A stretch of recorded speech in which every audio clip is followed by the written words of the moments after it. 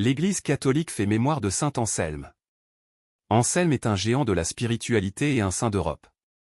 Né au Val d'Aoste en Italie en 1033, il deviendra moine au Bec-et-Loing en Normandie, puis archevêque de Cantorbéry en 1093.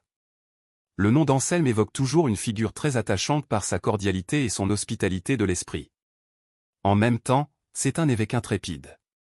Jusqu'à sa mort, il se dépense avec fermeté pour la liberté de l'Église face au pouvoir politique. Surtout sa vie est celle d'un mystique assoiffé de Dieu. Enfant, regardant les montagnes de son Piémont natal, il avait fait un rêve, réaliser l'ascension des plus hauts sommets pour y trouver Dieu. De Dieu, Anselme l'intellectuel et le contemplatif, aimait proclamer, il est l'être si parfait qu'on ne peut concevoir rien de meilleur. Anselme le philosophe a attaché son nom à la preuve de l'existence de Dieu, tirée de son idée seule. Il n'est pas pour autant un cérébral. Son œuvre la plus marquante dépend de cette question primordiale, pourquoi Dieu s'est-il fait homme? Faisons nôtre sa prière la plus fréquente, mon Dieu, je te supplie, fais que je te connaisse, que je t'aime et que je trouve mon bonheur en toi. Avec Thomas d'Aquin, l'autre grand phare éclairant l'Église et l'Europe au siècle suivant, Anselme de Cantorbéry demeure un merveilleux éducateur pour tous ceux qui cherchent à comprendre ce qu'il croit.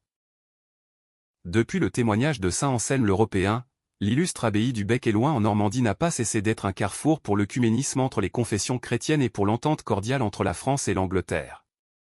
Comme Anthelme, Anselme est un nom d'origine germanique, Helm signifie baume et en était le nom d'une divinité. Saint Anselme, priez pour nous. Évangile.